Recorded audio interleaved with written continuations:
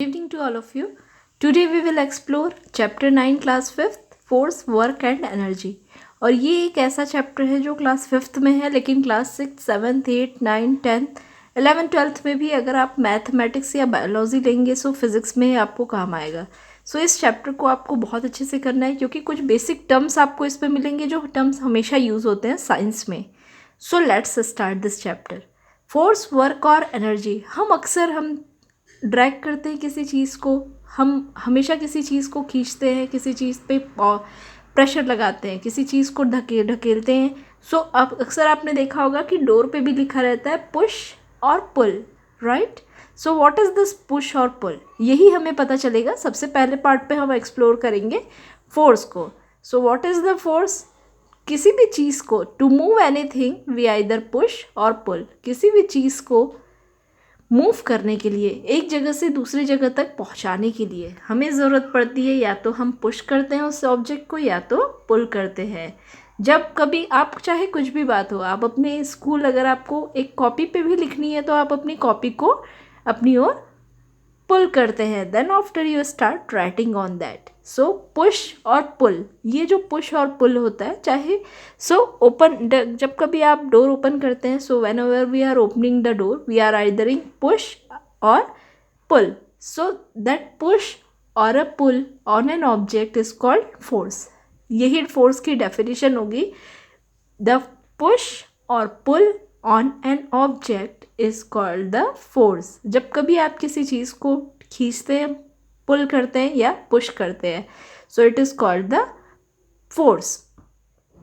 A force always does not move an object. हमेशा ज़रूरी नहीं है कि आप फोर्स लगाएं किसी भी जगह पे तो वो पुश हो और पुल हो. एग्जाम्पल, अगर आप अपने घर की वॉल को पुल या पुश करते हैं, अगर आप उस पर प्रेशर लगाते हैं, क्या पॉसिबल है कि वो पुल, वो फिक्स, वो अपनी मूविंग कंडीशन पे आ जाए, स्टैटिक कंडीशन से? No, it's not possible. क्यों? क्योंकि जितनी अमाउंट ऑफ फोर्स आपको चाहिए उस ऑब्जेक्ट को मूव कराने के लिए, वो आप में, ह्यूमंस में, हम में नहीं है कि हम एक बड़ी वॉल को मूव कर सके. That's why. So now we will learn. हमने फर्स्ट पार्ट पे ये देखा कि फोर्स क्या होता है. So what is the force. आप यहाँ पे आंसर लिखेंगे. Force is a push or a pull of any on an object is called force. And force example आप देंगे. Example, whenever we are throwing a ball onto the with the bat, it is the push. And whenever we are opening the door with push or pull, whenever we are pedaling the bicycle, it is the example of the push. Now, effect of force means if we apply force in any object, what will be its effect. अगर हम किसी भी object के ऊपर force apply करते हैं तो effect क्या होती है. What do you mean by affect. Affect का ये मतलब होता है कि उस चीज़ को अप्लाई करने के बाद आपको क्या चीज़ें दिखती है, क्या प्रभाव दिखता है, उस चीज़ों में क्या चीज़ें चेंज आ जाती है. So main 4 kind of affects are given in our book. So we will cover that 4 affects. हमारी बुक में मेन 4 ही टाइप्स के अफेक्ट्स दिए हुए हैं. सो हम 4 अफेक्ट्स कवर करेंगे. The first type of affect is force can stop a moving object. So the example will be, you can see here, if the moving car is stopping, here you can see we are stopping the moving car. हम एक car चल रही है, उसको हमने क्या किया, रोक दिया. So this is the effect of force. Force के कारण कोई भी चलती हुई चीज रुक सकती है. So this is force can stop a moving object. When a force applied, जब कभी हम किसी भी ऑब्जेक्ट के ऑपोजिट डायरेक्शन में कोई भी फोर्स अप्लाई करते हैं, so it can stop any object. So the first effect example you can give, we can, जैसे आपने फुटबॉल पे देखा होगा या हमने अभी कार पे देखी, किसी भी मूविंग ऑब्जेक्ट के ऑपोजिट अगर हम फोर्स लगाते हैं तो वो स्टॉप कर देती है उस ऑब्जेक्ट को. So that is the first effect of force. The second effect of force is force can move a stationary object.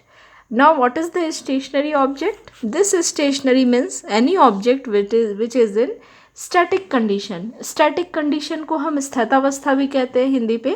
Means रुकी हुई, अगर कोई चीज़ स्टॉप है, रुकी हुई है, स्टेशनरी कंडीशन में है, तो उस स्टेशनरी कंडीशन से मूविंग कंडीशन में उस ऑब्जेक्ट को मूव करा सकती है force, right? So force can move a stationary object.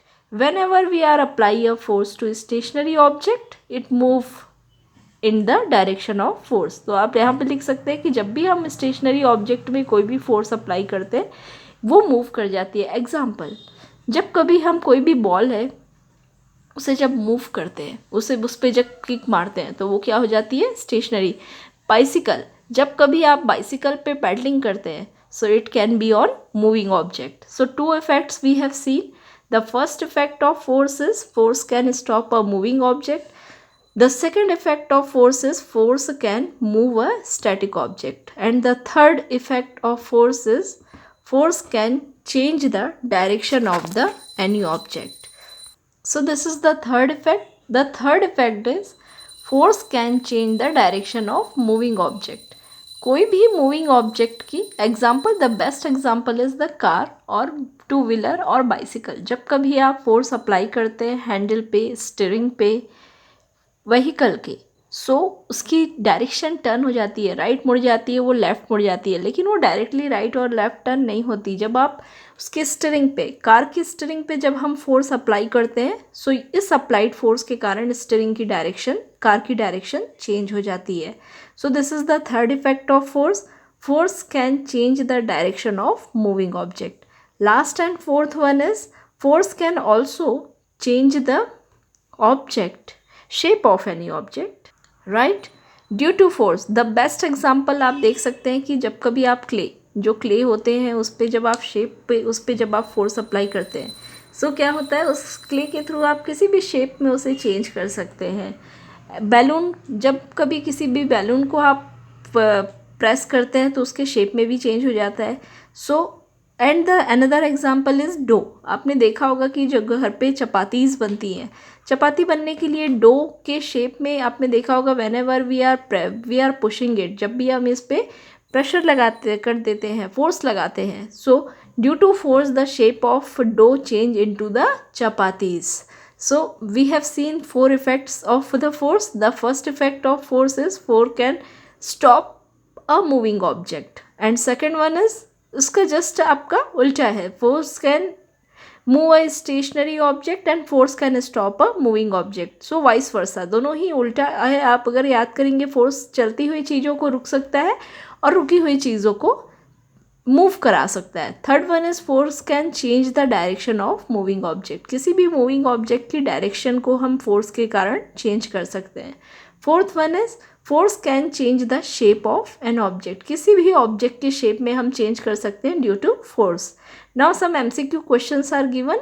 Nowadays, as this year due to lockdown only MCQs are here, so we will solve it. A push or pull on an object is called, हमने पढ़ा है कि the force here we have seen the force, the push or a pull on an object is called the force. So right answer will be force.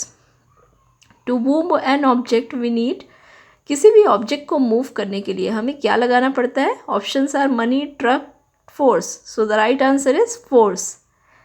A force can change the direction of an object, shape of an object, both of this. We have read it. हमने ये ऊपर ही अभी देखा है कि 4 effects में से 2 effects होते हैं फोर्स के, that it can change the direction of any moving object. Force can change the shape of any moving object. So both of this पे हम यहाँ टिक करेंगे. Now types of forces. हमने ये तो जान लिया कि फोर्स क्या होते हैं, लेकिन फोर्स के भी कुछ टाइप होते हैं. What are that type? हमने हर किसी ने मैग्नेट देखा है, right.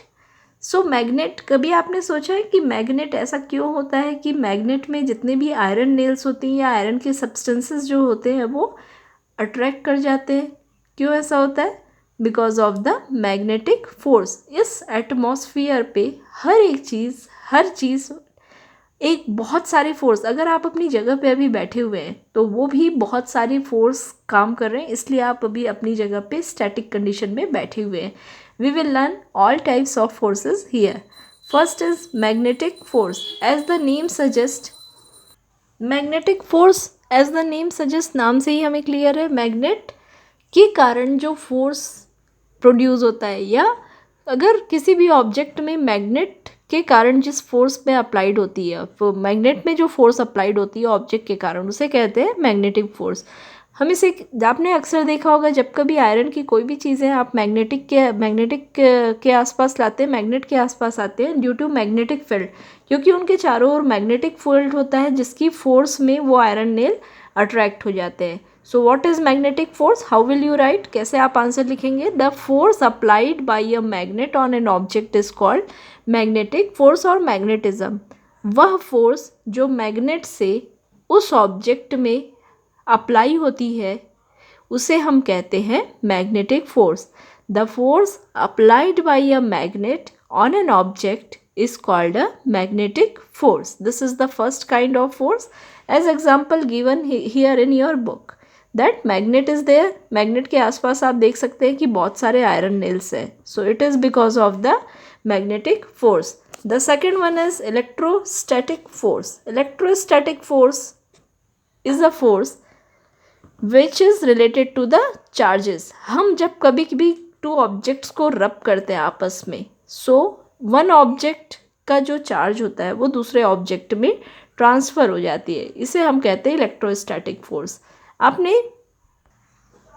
If we will learn about electrostatic force, the two same kind of force can repel each other and two different kind of forces charges can attract each other. How can they attract? So electrostatic force, as the name suggests, when we comb our hair, it brings near to the tiny bits of paper. So why is it taking the tiny bits paper? आपने देखा होगा कि जब कभी हम com से किसी भी पेपर को अगर छोटे छोटे पीसेस पे आप कर सकते हैं और कॉम ले सकते हैं आप, like this you can take. अब अगर इस तरह से आप कॉम पेपर्स को कॉम के नियर ले जाएंगे, then what will happen? Then automatically the paper will attracted by the comb. Why is it happening? Because of the electrostatic force. Why this electrostatic force has come? क्यों ऐसा हुआ? क्योंकि जब आपने कॉम्ब की, जब आपने इस जो कॉम्ब है उसे अपने हेयर पे रब किया, तो आपकी बॉडी से ये जो चार्जेस है वो कहाँ ट्रांसफ़र हो गए? कॉम्ब पे ट्रांसफ़र हो गए. कॉम्ब से again because of the negative and positive, so it is, the paper is the neutral, that's why the comb has attracted the paper. So इसे हम कहते हैं electrostatic force. So thus we have completed the part 1 for today. We have completed the part 1 of this chapter. part 2 we will cover in the rest of force. हम जो rest of force है उसे part 2 पे cover करेंगे. If you have any doubt, you can write us on comment, and please subscribe our channel so that you will get all the latest video on this channel continuously. Thank you so much. Thank you for watching.